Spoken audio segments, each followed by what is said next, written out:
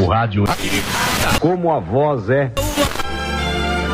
O rádio é o grande companheiro. Que me encanta no rádio. Tenho muito orgulho de ser radialista. Radialista. Eu não envelheço, me atualizo. Peças raras. Você em sintonia com o rádio. Apresentação e produção, Marcelo Abud.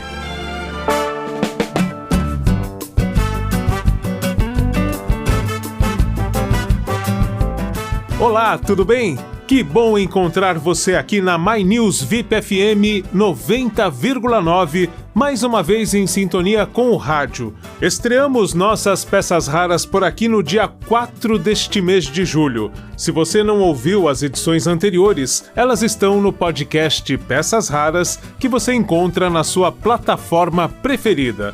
Estamos, por exemplo, no Spotify, Deezer, Apple Music ou ainda em youtube.com/Pecas Raras. E nesses canais você consegue ouvir também o Momento Peças Raras, que vai ao ar de segunda a sexta por volta de 3h20 da tarde dentro do Todas as Vozes, apresentado por Marcos Aurélio aqui na My News VIP FM. Eu quero agradecer as inúmeras mensagens que tenho recebido, principalmente pelo Facebook e pelo Instagram, onde você me encontra em @abudmarcelo. Meu muito obrigado a duas pessoas que não apenas acompanham, mas além disso compartilham nossas publicações e áudios. A jornalista e radialista Hilda Rocha e o publicitário Sandro Comunali. Valeu pelo carinho e por curtirem e ajudarem a espalhar nossas peças raras. Aquele abraço também para o Emílio Toalhari Júnior e para o professor Fábio Dias, do Clube do Jingle. Eles elogiaram a entrevista que fizemos com o Wilson Simoninha e com o Jair Oliveira, ou simplesmente Jairzinho, na edição sobre músicas que falam de futebol, que foi ao ar na semana passada aqui na My News VIP FM. Aliás, essa entrevista, na íntegra e em vídeo, está no Spotify ou no canal do YouTube do Peças Raras. Isso graças ao apoio de produção do meu filho Lucas Teodoro Abud e da Ana Gabriele. A Gabi fez a gentileza de gravar a conversa durante a visita que fizemos à produtora S de Samba. E tem mais gente que ouve a gente deixando boas vibrações pelos 20 anos do podcast Peças Raras e pela nossa chegada à programação da My News VIP FM aqui em 90,9. Entre essas pessoas estão o Wagner Pellegrini, o João Carlos Leme, que comentou que nosso programa está muito dinâmico e saboroso. Muito obrigado, hein? E a minha namorada Érica Letícia, que além de me escutar diariamente, também acorda nos finais de semana com nossas peças raras aqui na My News VIP FM. É hora de falarmos sobre um assunto que eu também amo. Isso desde que, ainda criança, eu colocava o radinho de pilha embaixo do travesseiro para ouvir por vezes o futebol show de Osmar Santos pela Globo e, por outras oportunidades, as descrições poéticas de Fiore Giliotti pela Bandeirantes. Isso porque o Dia Nacional do Futebol é comemorado em 19 de julho. Essa data foi oficializada há 50 anos em 1976 pela antiga Confederação Brasileira de Desportos, a CBD, em homenagem ao Esporte Clube Rio Grande, do Rio Grande do Sul. Esse é o clube de futebol mais antigo do país em atividade. Fundado em 1900, é conhecido como Vovô.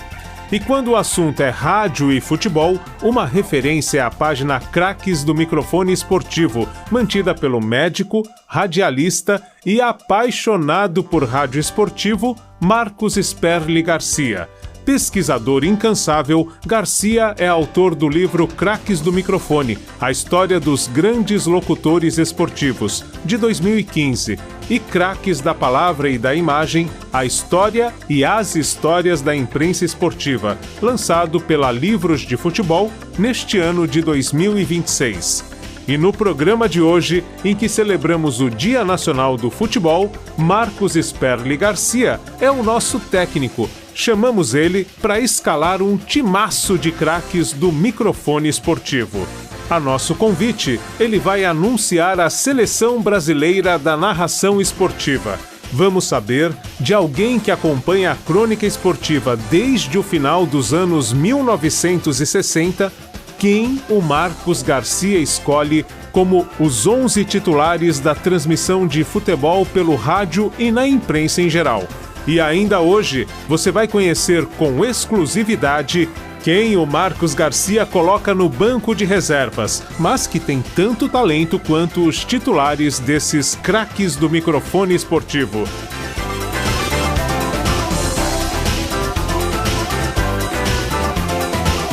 E durante o nosso bate-bola, claro, vamos tabelar com peças raras, momentos históricos e depoimentos de alguns desses narradores e profissionais da crônica esportiva. E ele já está na área, então eu converso agora, aqui pelos 90,9 da My News VIP FM, com o Marcos Sperli Garcia. Bom, primeiro, para a gente ir conversando um pouquinho, parabéns, viu? Que trabalho brilhante. Um pouquinho das minhas memórias, né? É sempre importante a gente colocar tudo que a gente gosta, porque esse trabalho ele tem que ser preservado e compartilhado com as outras pessoas. Não adianta nada a gente chegar e guardar para si próprio. Eu acompanho rádio, principalmente rádio, mas também jornal, revista, televisão, assim, com muita frequência, principalmente o esporte, desde 1969, na época das eliminatórias para a Copa de 1970, com a campanha do tricampeonato. Com 10 anos eu comecei a acompanhar aquela euforia da Copa de 1970, vista pela televisão, e também acompanhei um pouquinho no rádio. Mas eu tenho vamos dizer assim, uma memória, né, auditiva maior do que televisiva. Eu acompanhava pela televisão, mas eu nunca deixei de ouvir rádio. Até o exato momento que nós estamos falando agora, eu nunca deixei de acompanhar o rádio, acompanhando a tela da televisão. Então, a partir daí, o acompanhamento diário de transmissões de rádio. Na época se falava, você deve muito bem saber, a gente polegava o rádio. Então, eu não ficava restrito a uma transmissão de uma emissora, e sim várias emissoras, principalmente do Rio de Janeiro, que é o local que eu moro, que eu nasci, e depois a gente foi vendo outras transmissões de outros estados. Então, eu descobri um universo muito grande. E com o rádio de onda curta, a gente começa a captar muitas emissoras de São Paulo, de Minas Gerais, de Belo Horizonte, do Rio Grande do Sul, e cada um locutor com a sua característica, mas todas elas muito boas. Então, eu peguei uma época de ouro do rádio esportivo, é uma época que as transmissões eram feitas do local, do estádio, não eram transmissões do estúdio, porque você estando presente naquele momento, você está fazendo história. É aquela pessoa que está lá e está passando essas informações para outras. E eu sempre falo assim, que os locutores esportivos, eles são os locutores, eu estou falando de locutores, comentaristas, repórteres, os jornalistas, né, da parte da imprensa escrita, né, também, eles fazem os heróis. Fulano, jogador tal, fez um gol de bicicleta, que é o Leônidas da Silva, ou fez um gol descalço, como na descrição pioneira de Leonardo Gagliano Neto, que o Brasil ganhou de 6-5 na Copa de 38. Então o Leônidas fez um gol descalço. Depois, alguns dias depois, o filme vinha para o Brasil e você via o que o locutor descreveu.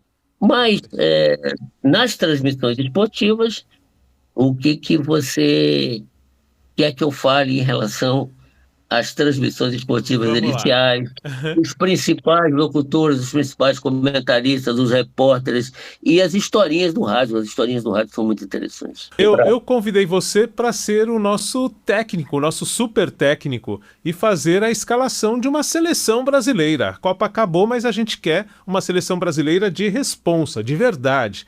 Vamos escalar os 11 titulares dessa seleção brasileira de craques do microfone esportivo? É possível?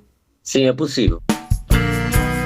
E vamos então à escalação da seleção brasileira de craques do microfone esportivo. Marcos Garcia, chegou a hora. Você pode dizer, com exclusividade para a audiência da My News VIP FM, quais os 11 titulares e em que rádios eles se destacaram? Vamos começar pelo número 1, Pedro Luiz.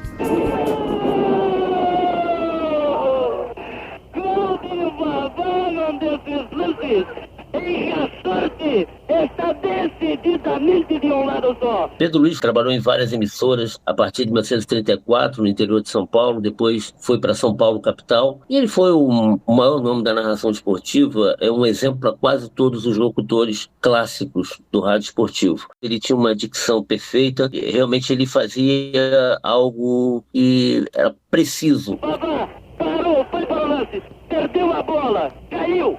Girotti saiu, fez a defesa. A bola que já estava dominada por ele escapou-lhe das mãos. Vavá entrou, botou a bola nas redes, consolidando a vitória do Brasil. É fabuloso este futebol brasileiro. Realmente uma perfeição muito grande. Se não tivesse comentarista, não tivesse repórter, ele poderia fazer a transmissão sozinho. Então seria para mim o número 1.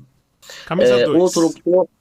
Oswaldo Cosi. Oswaldo Cosi foi um nome fantástico no rádio esportivo. Brasil, campeão do mundo, bicampeão do mundo. Falta minuto e meio para terminar. Onde estão as bandeiras? Oswaldo Cosi criou o Repórter de Campo no Rio de Janeiro, adaptou muitas das transmissões, o modo de narrar das transmissões esportivas da Argentina e do Uruguai. Luiz Sogite, Lalo Periciali e grandes locutores do rádio argentino da década de 30. Oswaldo Cosi fez isso muito, né? Então era chamado que era o professor do Oswaldo Cosi até hoje. Terminou! Brasil, bicampeão do mundo! Professor Oswaldo Cosi. O outro grande nome do rádio esportivo, Osmar Santos, mais atual, né? Revolucionou as transmissões esportivas com uma transmissão jovial, uma transmissão moderna e o mais copiado de todos os narradores esportivos. Zé Maria, conclusão na boca do gol, tentou, Basílio de cabeça, tentou, bateu lá. De cabeça, Vladimir, o zagueiro, tentou, Basílio.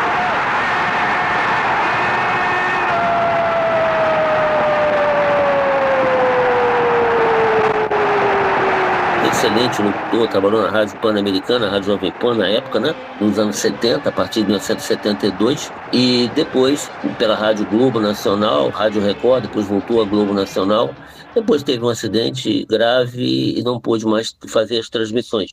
Mas é um nome marcante no rádio esportivo. Depois de 20 anos, a Fiel está explodindo. 22, 23, 2 centenas de anos na cabeça desse povo, tumultuando o meu povo. O Corinthians vira a explosão e vira o maior espetáculo no território brasileiro. Corinthians, você acima de tudo é a alma desse povo. Você liga a imagem do sorriso e de felicidade das raízes do povo, Corinthians. Hoje a cidade é do povo. José Carlos Araújo, no Rio de Janeiro, da mesma forma como Osmar Santos, transmissão jovial, moderna, criou vários jargões do rádio esportivo.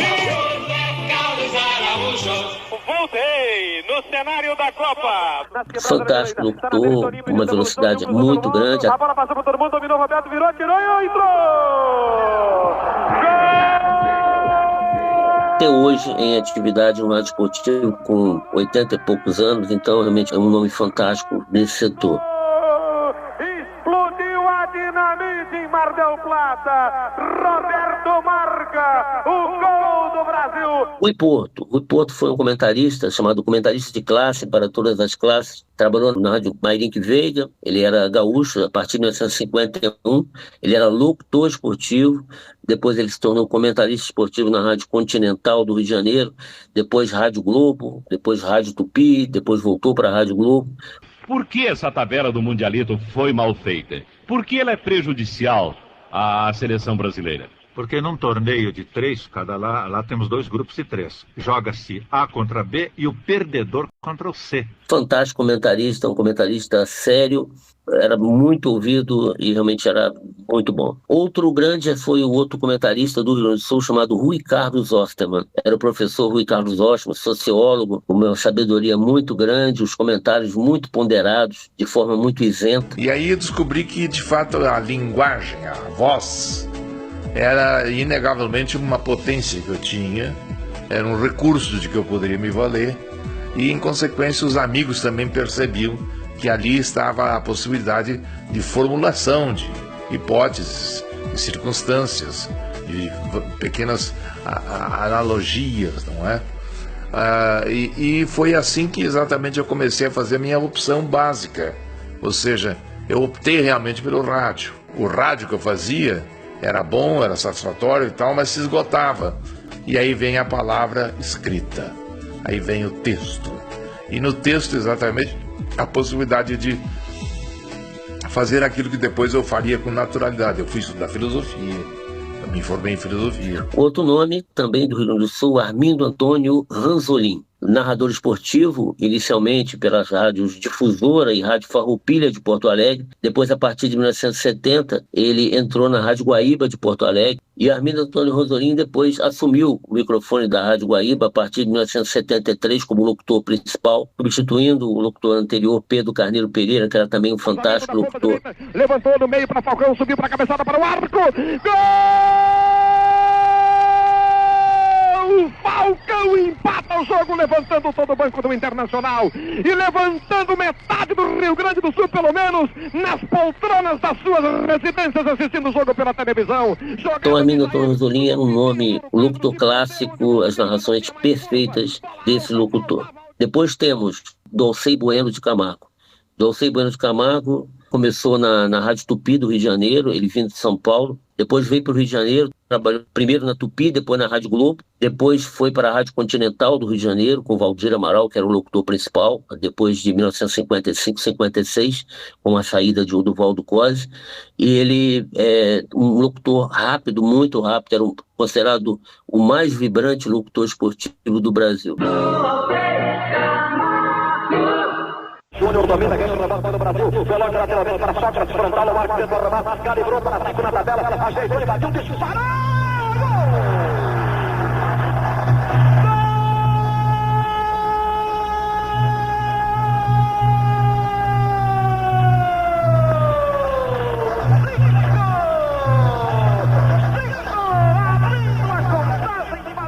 Depois ele trabalhou na Rádio Guanabara, com o Timaço, que era um Timaço formado por Oduvaldo Cosi, Jorge Cury e Dolcei Camargo como principais, 3 monstros sagrados. Depois, em 65, ele foi para a Rádio Tupi e dominou o rádio esportivo com as transmissões dele. Então, realmente um locutor extremamente vibrante e um dos melhores até hoje no rádio esportivo. Na reportagem, Denis Menezes, de Manaus. Ele começou em 1954, aproximadamente, trabalhou na Rádio Baré de Manaus, na Rádio Rio Mar. Depois veio para o Rio de Janeiro. Ele era da retaguarda da Rádio Nacional na transmissão da Copa de 1958. Depois da Rádio Nacional, a partir de 1965, mais precisamente, ele foi para a Rádio Globo. Foi ser repórter da Rádio Globo. Ele foi o primeiro locutor repórter a acompanhar um time na China, o Madureira. Ele acompanhou o Madureira em 65, quando o Madureira foi na China. Denis Menezes se tornou um grande repórter, um repórter que sabia de tudo, tinha um contato muito grande com o CBF, com a CBD na época, e um contato muito grande com os jogadores, passava informações às vezes exclusivas que os outros não tinham. Técnico da Argentina chega dizendo que não haverá marcação especial sobre Ronaldinho. Então, Denis Menezes, para mim, ainda é, porque ele está vivo ainda, mas ele não está em atividade, como o maior repórter esportivo de todos os tempos do rádio brasileiro. O Pedro Luiz foi o Pelé da narração esportiva. Eu considero o Denis Menezes o Pelé da reportagem esportiva. Outro, Fiore Giliotti, o locutor da torcida brasileira. Ele criou tantas frases marcantes que realmente é difícil alguém superá-lo. Talvez só Valdir Amaral conseguiria isso. E Fiore Giliotti, poeta da narração esportiva. Radiografia. Por dentro do rádio.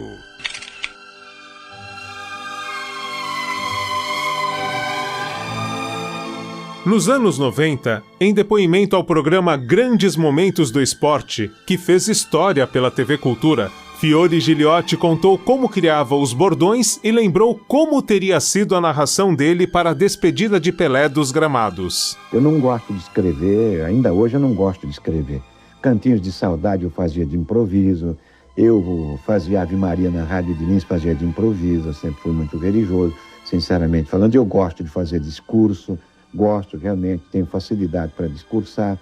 Eu nunca, mas nunca escrevi nenhum dos meus bordões. De repente, quando começava o jogo, a gente sabia que todo mundo dizia: apita o árbitro, começa o jogo. Aí eu, de repente, larguei bala. Apita o árbitro, abrem-se as cortinas e começa o espetáculo Torcida Brasileira.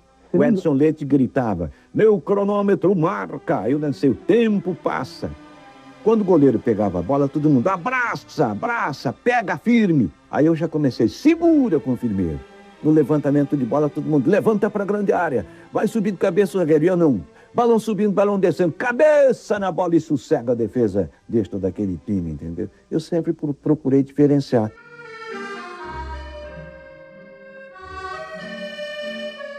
Todo adeus, ele traz alguma tristeza e provoca evocações, mas é preciso justificar o adeus, porque o adeus representa a separação de alguma coisa que vai embora. E na despedida do Pelé naquele jogo contra a Áustria, se não nos enganamos, no Morumbi, quando o Pelé deu a volta olímpica, nós dissemos mais ou menos assim: ele está indo embora, torcida brasileira, empobrecendo os estádios, os espetáculos e deixando tanta tristeza, deixando saudade. Pelé está dizendo adeus, ele que escreveu com os pés as mais bonitas poesias da história do futebol. Quer dizer, coisas assim. Então, a nossa mecânica sempre foi diferente. E por falar no Pelé, é bom que vocês sabem que eu irradiei jogos do pai do Pelé, o Dondinho, que foi um jogador de futebol fantástico.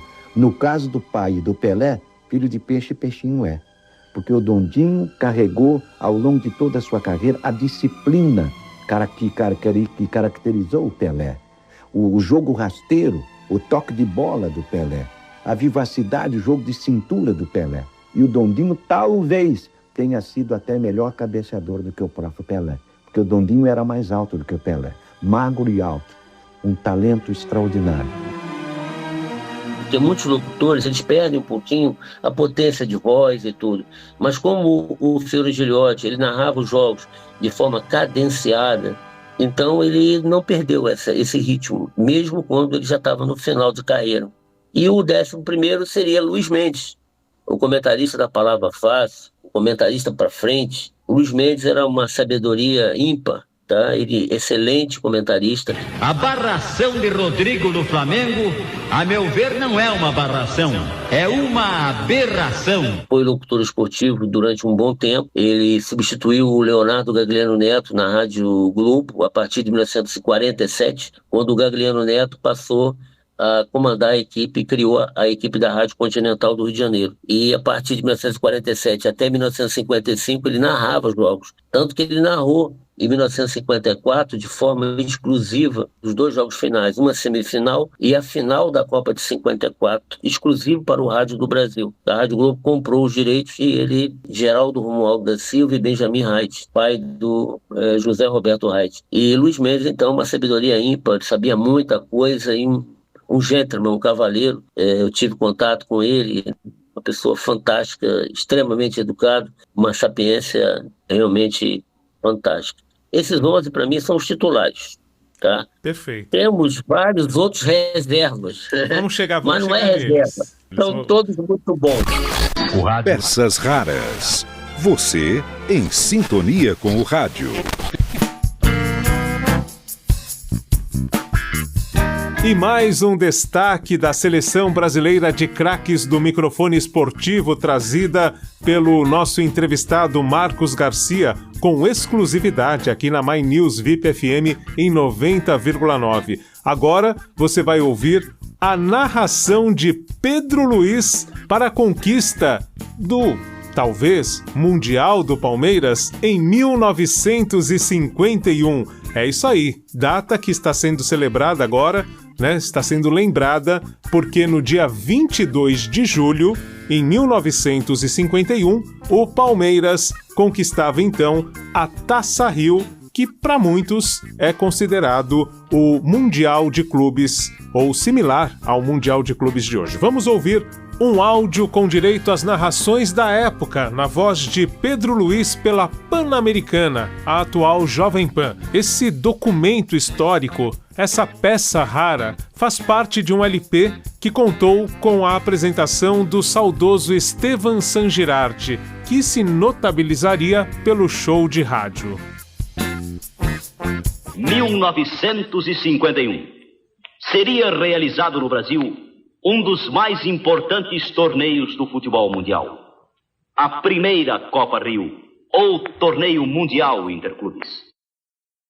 Sociedade Esportiva Palmeiras e Clube de Regatas Vasco da Gama estariam com a missão de defender o futebol brasileiro. Os demais concorrentes eram Olympique da França, Estrela Vermelha da Iugoslávia, Juventus da Itália, Áustria da Áustria, Sporting de Portugal e Nacional do Uruguai.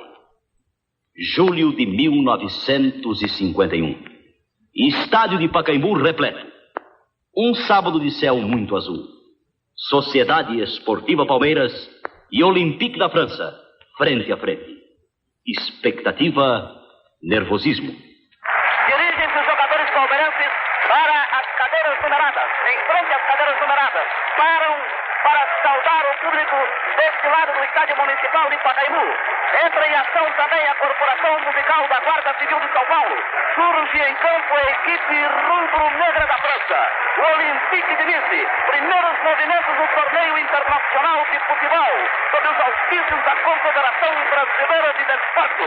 Mais uma festa futebolística do mundo em campos brasileiros. Ao lado do mastro onde será afiado o pavilhão francês, coloca-se em Vila Olímpica a equipe de Iesu Amalfi. Os jogadores da Sociedade Esportiva Palmeiras colocar-se-ão em fila ao lado do mastro onde será afiado o pavilhão do Brasil. Olympique, escolhido o campo pelos franceses. Caberá a Ponte de Lyon, pontapé inicial nesse monumental torneio de futebol internacional. Prepara-se o árbitro austríaco, Mr. Grill, vai autorizar o pontapé inicial. Apitou, movimentou, auxiliando o Jair atrasou para Filme. Vai deixando o Filme para evitar a tensão. Durante os primeiros 45 minutos, os companheiros de Liminha jogaram praticamente dentro do campo francês, só não caindo o arco adversário por absoluta falta de sorte, pois os ataques eram assim. Vai caminhando agora para a linha de centro. Passa para o campo adversário. Aprofundou para a posse. Você amorteceu o balão no terreno. Chamou Gonçalves. Evitou Gonçalves. Deu foro para Filme. Desceu Filme. Rolou para a área. Visou gol. Chutou. A bola vai passar. Rente ao poste direito para se perder pela linha de fundo. Pegou mal o tiro de posterior. Uma defesa bem organizada pelo ataque palmeirense. Na segunda etapa, o Palmeiras voltava disposto a derrotar o 11 francês. O Alviverde começou a crescer em campo, sempre incentivado pela sua torcida. Jair remuniciava o ataque, onde Liminha, Aquiles, Ponce de Leão e Rodrigues levavam tudo de rodão. Aquiles concentra na direita, Caiozinho. Coutinho fechou pela direita, vai se infiltrando. Abre o jogo para Lima, corre também Aquiles. Vai correndo sobre ele, Cerro. Aquiles tenta chutar. Cerro derruba o dedo da área. Penalidade máxima marcada por Negreiro. Derrubado Aquiles dentro da área. Por Cerro, quando Aquiles ia ver para cruzar a bola para o gol. Foi aterrado dentro da área. Derrubado com a entrada de Cerro. A penalidade máxima vai ser batida, vejamos por intermédio de quem? Aquiles é o que nos parece. Aquiles e Jair próximos. Jair indicando Aquiles para cobrar a penalidade máxima. 0-0 no marcador de Pacaembu. Toma posição Aquiles para bater. Junto à bola, Mr. Grill. O árbitro espera que os jogadores do Olympique saiam da grande área. Vai autorizar agora a cobrança. Poderá ser aberta a contagem. Vai se movimentar Aquiles. Boa parte da assistência de pé. Correu, bateu, para gol! Gol do Palmeiras! 1-0. Estava aberta a contagem. Delírio indescritível. Cresceu ainda mais o Alviverde. E os ataques eram sempre perigosos. Jair, ditando cátedra, entortava a retaguarda francesa, erguendo a torcida e balançando o Pacaembu, com uma jogada que fez história. Para cobrindo também a Bonifaci, deixando o corpo para a Ponce. Bonifaci chuta de qualquer maneira, mas alcança a bola, dando a pelota no estádio Luiz Vila. Luiz Vila na direita para Jair. Jair para driblar. Driblou a Carré. Tenta driblar agora também a Rossi. Vai driblar o outro zagueiro, deu uma força, a bola do gol.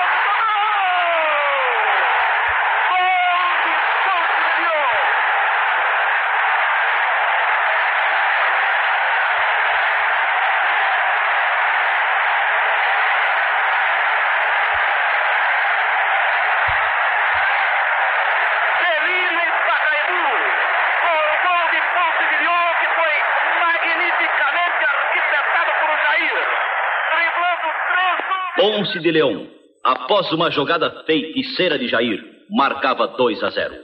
Desaparecia de campo campeão de França.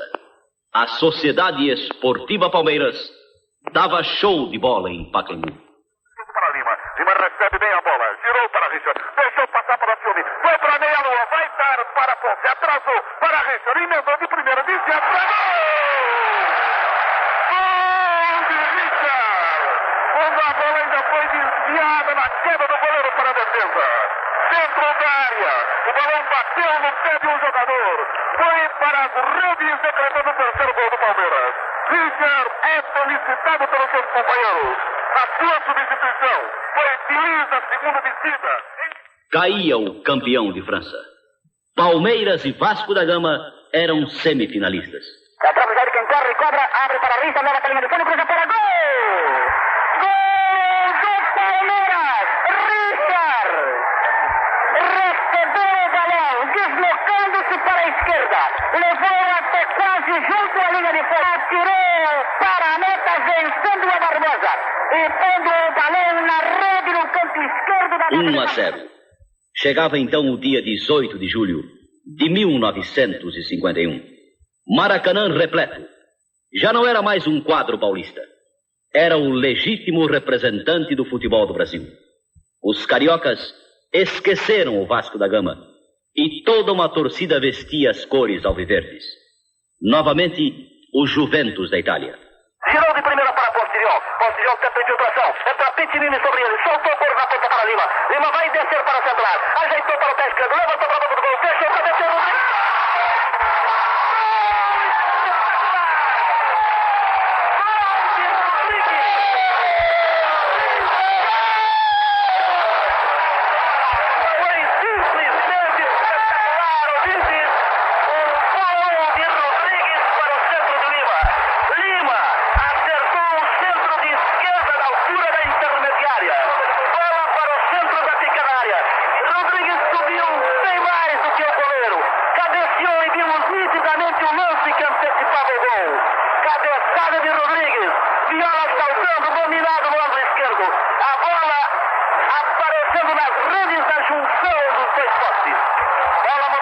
Estava dado o passo decisivo rumo à Copa Rio.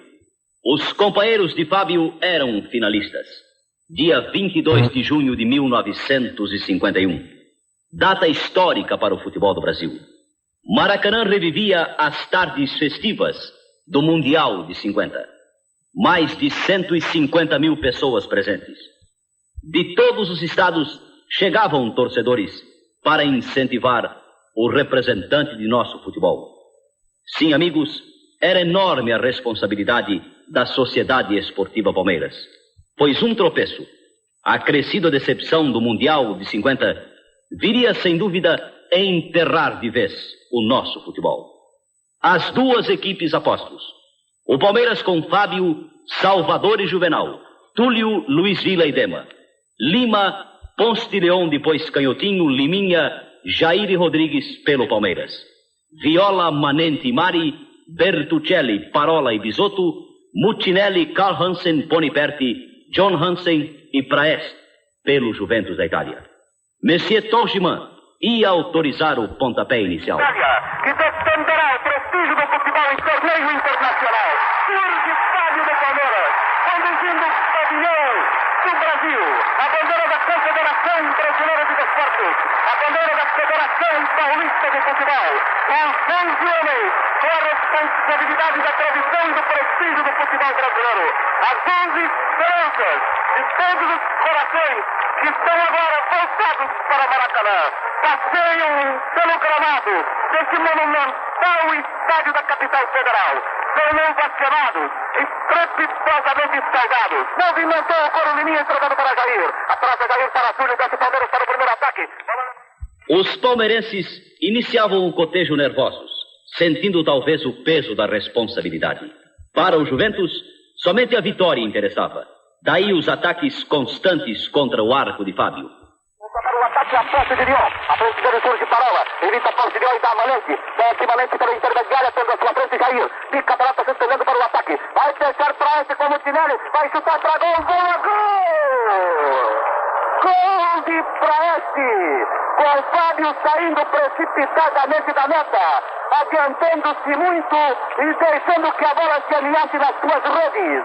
Um gol para o Juventus, 0 para o Palmeiras. Não se entregou ao Palmeiras e passou a dominar as ações em busca do empate, fazendo perigar o arco de Viola. Lima vai descer agora, envolvendo na esquerda e dando a Túlio. Túlio vai descer para dominar a Karl Hansen. Solta a pelota no ataque, mas solta mal. Canhoto tenta insistir agora junto a Karl Hansen. Karl Hansen é pressionado, solta a bola para Lima. Lima para Canhoto, outra vida no ataque. Canta a Lima na boca do gol, direito, quadrado. Bateu na trave, entrou o Rodrigo, chutou.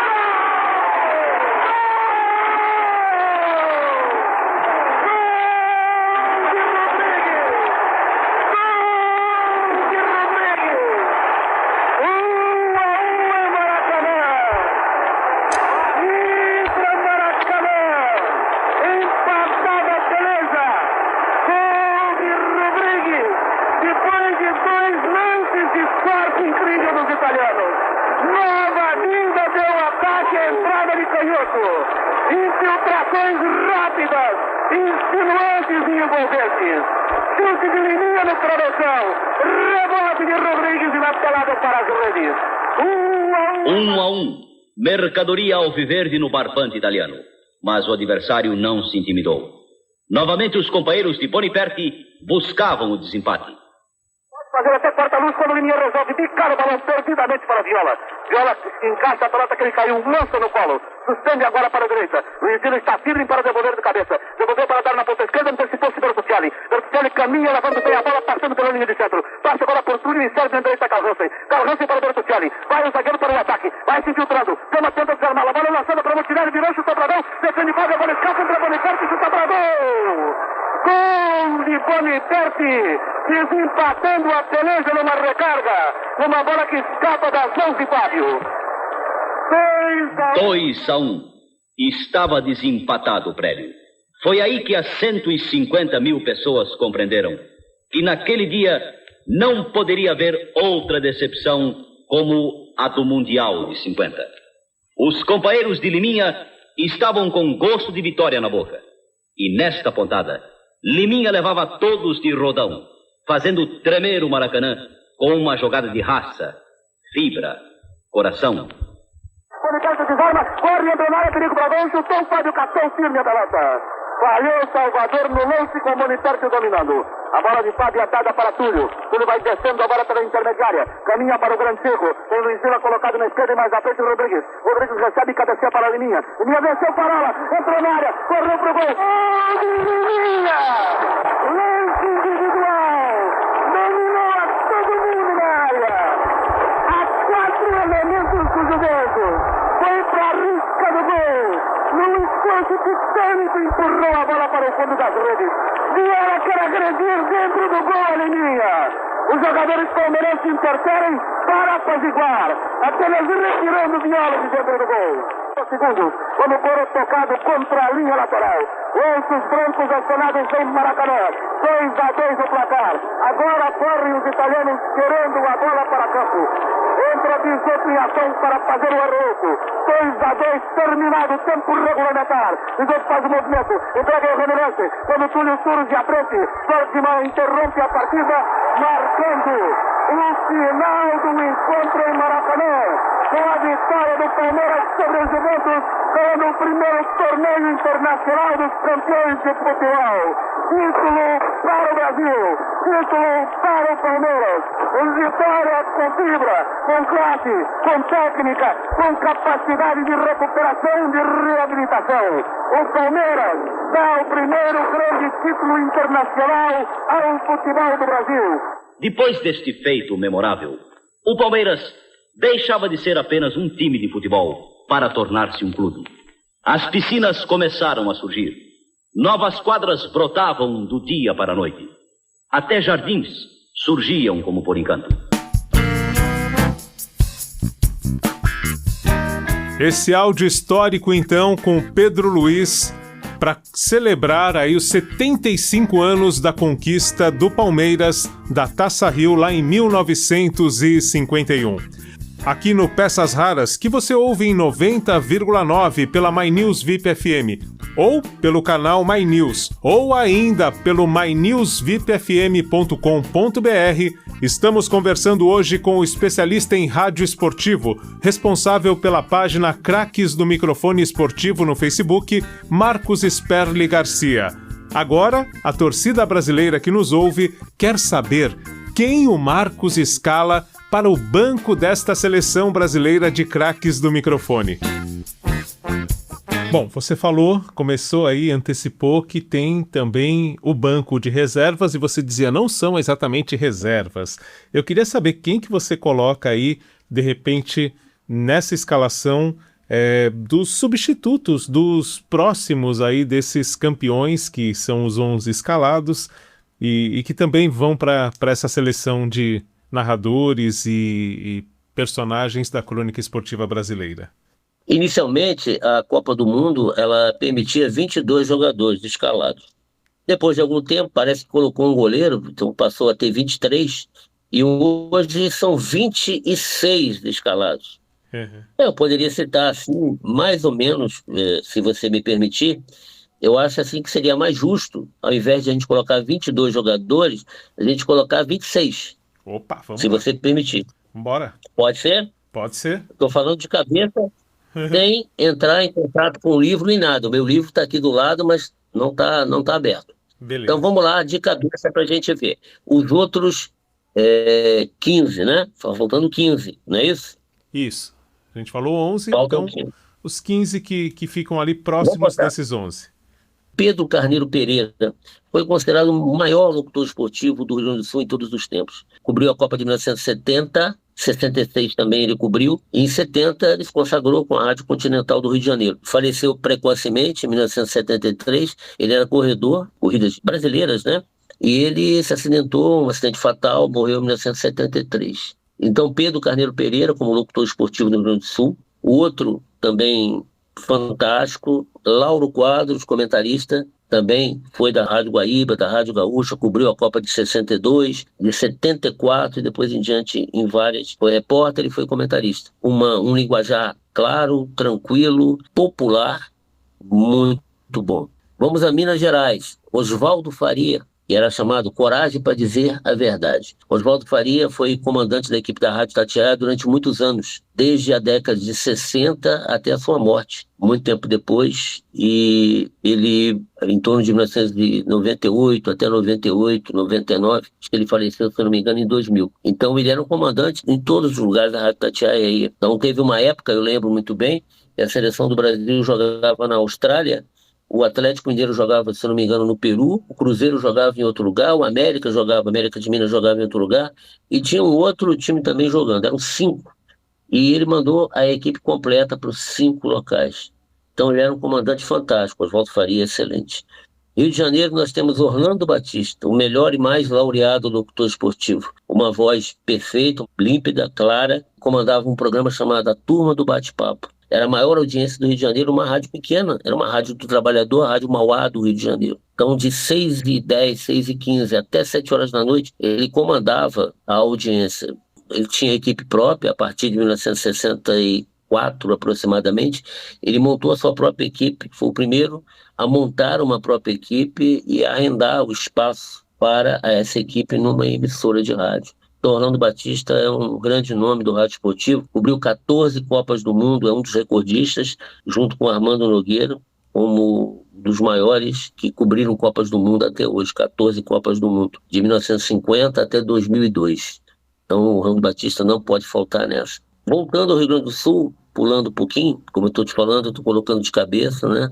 Haroldo de Souza. Haroldo de Souza até hoje narra na Rádio Grenal. Bola levantada na área, no escanteio, sobrou, ficou, bateu, gol! Haroldo de Souza transmitiu inúmeras Copas do Mundo, de 1974, pela Rádio Itatiaia de Belo Horizonte, depois pelas rádios do Rio Grande do Sul, Rádio Gaúcha, Rádio Guaíba, e até 2010 ele transmitiu Copas do Mundo. Então Haroldo de Souza não pode faltar. Um excelente locutor, fantástico, muito bom, não pode faltar nessa lista. Vamos lá, Orlando Duarte foi comentarista durante muitos anos, um comentarista ponderado, ele tinha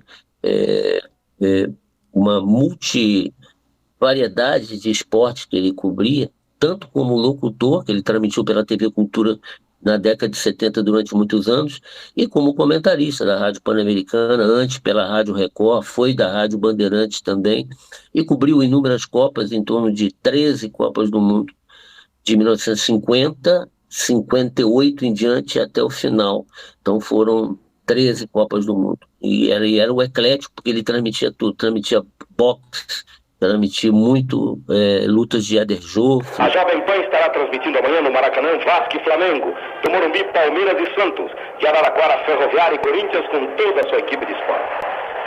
Início do 7º assalto. Éder Joffre tentou a iniciativa, Legras já equilibra as coisas, tenta se aproximar, Éder bate com a sua direita, bateu com a esquerda no meio da guarda, afasta-se saltitando o cubano, o espanhol naturalizado, José Legras. E realmente era um talento fantástico, o eclético Orlando Duarte. Bom, continuando, a gente pode citar João Saldanha, né? Comentarista do Brasil inteiro consagrou, jornalista, foi técnico de futebol, campeão pelo Botafogo em 1957. Começou como comentarista no Sul-Americano de 59, convidado pelo Jorge Cury pela Rádio Nacional. E a partir daí ele continuou pela Rádio Guanabara e depois foi para outras rádios, Rádio Nacional, Rádio Globo. Então, João Saldanha não pode faltar. Polêmico. Na Copa de 70 ele foi por alguma emissora? O João Saldanha ele foi demitido, né? Às vésperas da Copa, se não me engano, em abril de 1970, e ele foi convidado pelo Valdir Amaral para assumir o comentário na Rádio Globo. E também foi contratado, um pouco antes, o Luiz Mendes. Então ficou João Saldanha e Luiz Mendes comentando pela Rádio Globo. Sendo que o João Saldanha também assumiu pela TV Globo, junto com o Geraldo José de Almeida. Então o João Saldanha comentava mais pela televisão do que pela rádio. Senhores, fizeram uma guerra de nervos terrível com 16 de julho aqui em cima de nós. Os uruguaios vieram dizendo que ia ter outro Maracanã. E aí está a resposta sem nenhuma patriotada. Com futebol calculado, com futebol de paciência, 3-1, uma vitória categórica e um penal claríssimo a nosso favor. Mas ele também fazia participação na rádio, mas o Luiz Mendes é que fazia mais pela Rádio Globo. Perfeito.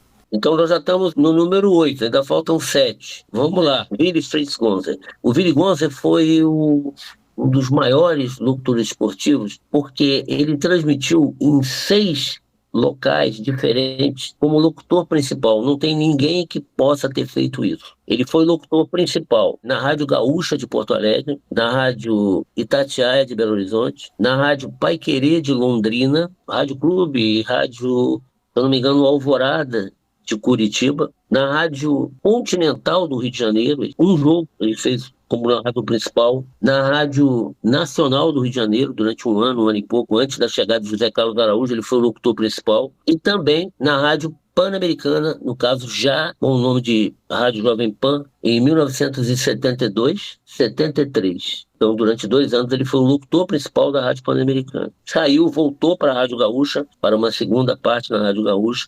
Então, o Willy Gonzer, ele narrava tudo. O Willy Gonzer narrou a Copa de 62 pela Rádio Gaúcha. Em 70, ele foi pela Rádio Gaúcha, junto com a Rádio Nacional do Rio de Janeiro e a Rádio Globo do Rio de Janeiro.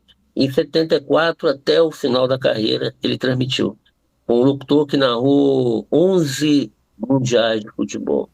É muita coisa. Muito mundial de futebol. Olha a falta para o time brasileiro pela meia esquerda, autorizado, lateral branco, partiu, a bola mandou o foguete.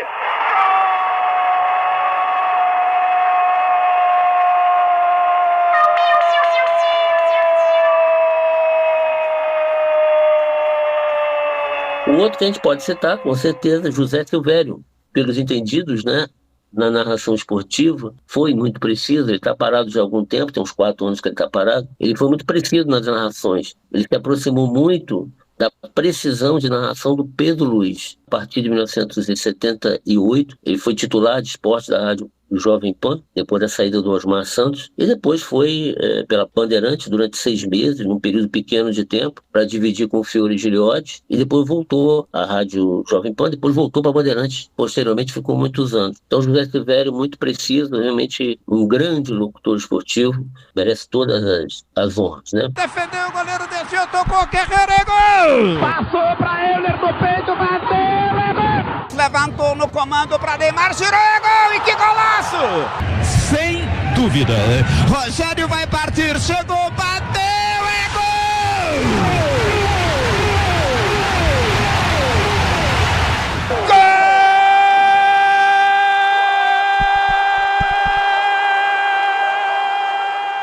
Vamos ao 11º, que a gente não pode esquecer, Cláudio Kassug. Cláudio Kassug é a classe do comentário esportivo, o entendido de todos os esportes, principalmente automobilismo e esporte internacional. Italiano de nascimento, ele veio para o Brasil no final da década de 40. Em 1950, ele prestou serviços para um jornal da Itália, se não me engano foi o Corriere della Sera, e ele mandou informações dos jogos realizados na capital paulista da Copa de 50.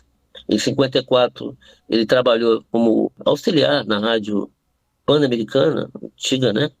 Hoje é a Jovem Pan, e ele chegou a cobrir do Brasil como escuta da RAI, né? Que é a emissora da Itália, e passou informações muito importantes para cá. Depois ele foi para a Rádio Record, que é do mesmo grupo, no início dos anos 60, e depois para Bandeirantes, depois para Record de novo, e depois pela Pan-Americana, onde ele se aposentou. Então, Cláudio Kassug é alguém que não pode ser esquecido sob nenhuma hipótese. Está com 90 e poucos anos, está aposentado já há bastante tempo, né? Então, esse seria o 11º. A gente não pode esquecer Gilibaldo Alves, locutor esportivo, que foi da rádio Itatiaia de Belo Horizonte, cobriu a Copa de 70, dividiu a narração esportiva com o Ronaldo Batista, um excelente locutor, era um dos mais lembrados locutores esportivos do rádio das Minas Gerais. É o gol que pode colocar o Atlético para a final, minha gente. Salve o Galo, salve o Clube Atlético Mineiro. Atlético 1, São Paulo 0. Gilibaldo Alves depois foi para a Rádio Capital, então ele não pode ser esquecido porque marcou época no rádio das Minas Gerais. Outro que é um baluarte do rádio esportivo, Jairo Anatório Lima. Jairo Anatório Lima era um símbolo da Rádio Inconfidência de Belo Horizonte. Ele foi locutor de 7 Copas do Mundo. A primeira Copa do Mundo foi em 1950. Ele dividiu com um locutor principal, que era o Paulo Nunes Vieira, na Rádio Confidência de Belo Horizonte, jovem ainda. Ele começou a trabalhar na Rádio Confidência em 44 como radioator mirim. E em 50 ele já era locutor esportivo principal, com o outro locutor que ele dividia. Então ele cobriu 7 Copas do Mundo, um excelente locutor, marcou época também em Belo Horizonte. O outro que a gente pode colocar, os dois estão faltando, Jorge Cury, o locutor padrão do rádio esportivo do Brasil. Jorge Cury narrou 9 Copas do Mundo, ele só não narrou mais porque ele faleceu por um acidente trágico em 1986, se não me engano. O São cobrou para Ribeirinho e mandou a boca na meta, pula a peneca, venceu, gol! Gol! Então o Jorge Cury poderia ter narrado todos esses jogos aí, porque o Jorge Cury, ele chegava no estádio, ele antes de começar o jogo de aspirante, jogo juvenil, se pudesse ele narrava também. Porque ele é realmente um fantástico locutor, apresentador de programas de auditório, A Hora do Pato, na Rádio Nacional.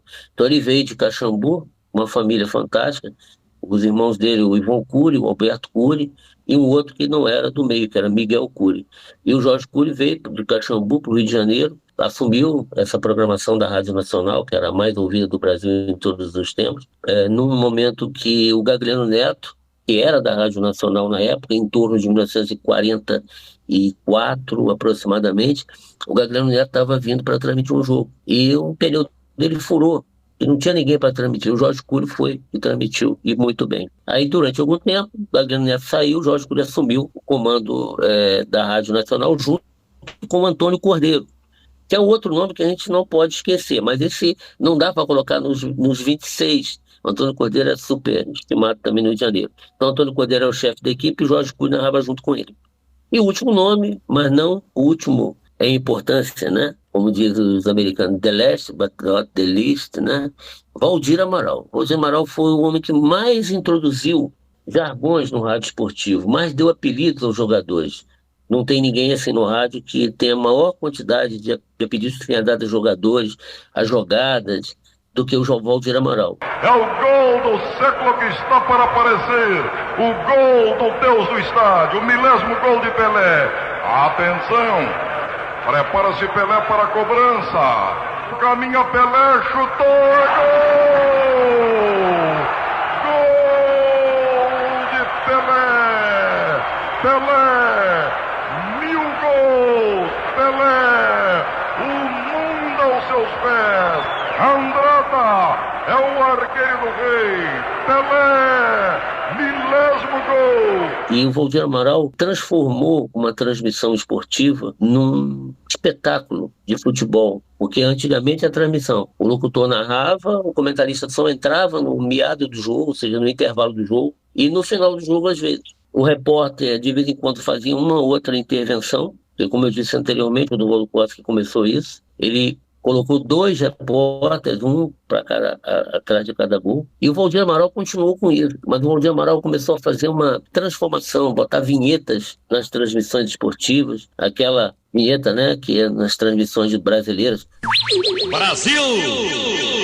Brasil, Rio, que era o Edmo Zarif, que colocou com a permissão do Valdir Amaral. Então o Valdir Amaral ele transformou essa transmissão, embora a voz do Valdir Amaral uma voz muito cadenciada, não era um locutor muito rápido, mas a voz dele era marcante, não tem outra dúvida. Esses são os meus 26. Eu poderia citar aqui uns 100, 100 e pouco, porque para mim todos eles são ótimos. Achei por bem colocar 26, porque a convocação para a Copa do Mundo são 26. Completei os 26? Opa, agora temos o time completo, temos banco de reservas, está todo mundo escalado. Mas eu esqueci tanta gente. Mas assim, são os que eu lembro na minha cabeça. E a gente deixa aberto também, porque aí nos comentários vai ter gente que vai lembrar de outros, vão ter outras escalações. Eu acho que esse é o grande barato. A gente tem aqui nem técnico da seleção brasileira, vai ter polêmica aí. Vai ter gente que vai falar que você esqueceu do principal, que não levou. Bom, enfim, aí depois você aguenta a bucha. Eu só joguei a bola pra você. Só não botei o técnico, tá? O técnico eu não botei. Tinha que botar um técnico, né? E quem seria o técnico? O técnico tem que ser alguém que foi comandante da equipe de esportes. Talvez Darcy Reis, que foi comandante da equipe da Rádio Bandeirantes na década de 70. Ele comandou muito bem a Rádio Bandeirantes de São Paulo. Talvez eu colocasse o Darcy Reis. Marcos Sperli Garcia, muito bom, fantástico, fantástico. Como eu disse, no podcast a gente não tem tempo limitado, então no podcast vai na íntegra. A gente tem essa conversa que é um registro histórico com muitas informações importantes e que só acrescentam para a memória do rádio esportivo e mais do que isso, para o futuro do rádio esportivo, porque, como você disse, é conhecendo essas histórias e a história com H maiúsculo que a gente vai conseguir renovar, que a gente vai conseguir trazer, né, novidades para o rádio esportivo também no futuro, porque a gente precisa ter essa base para conseguir ir para frente. Muito obrigado. Aí vou dar uma de Pedro Luiz, quando encerrava as transmissões esportivas, ele falava assim: muito obrigado e até a próxima vez. Forte abraço para vocês. E eu faço o convite para você que está curtindo Peças Raras aqui na My News VIP FM, visitar e acompanhar o perfil Craques do Microfone Esportivo no Facebook. E antes de ir, eu também deixo aqui uma dica. No episódio 395 do podcast Peças Raras, tem um especial com grandes momentos do rádio esportivo. Vários dos craques escalados pelo Marcos estão lá, em um documentário produzido para o Grandes Momentos do Esporte da TV Cultura nos anos 90. Vale muito você conferir, hein? Episódio 395 do podcast Peças Raras. Neste programa, além das minhas peças raras, usamos áudios da radioteca do Bruno Bittencourt, produtor da Energia 97, e ainda da Rádio União FM de Pelotas, do Rio Grande do Sul, e da Rádio Tupi, do Rio de Janeiro. A gente volta a se falar em breve aqui na My News VIP FM. Salomão Esper. No processo de interação, o rádio entra com o áudio e o ouvinte com a imagem. José Paulo de Andrade. É impressionante como a voz é reveladora. Eli Correa. Por isso que eu digo, o rádio é o grande companheiro. É a melhor companhia que alguém pode ter. Vanessa Rabelo. O que me encanta no rádio é ser companhia de tanta gente legal todos os dias. Joseval Peixoto. A coisa que eu posso dizer é que eu sou mas eu tenho muito orgulho de ser radialista. Nicolau Tuma. Radialista é a simbiose de rádio com idealista. Hélio Ribeiro. Meu nome é rádio. Eu não envelheço, me atualizo. Você ouviu Peças Raras. Você em sintonia com o rádio. Apresentação e produção, Marcelo Abud.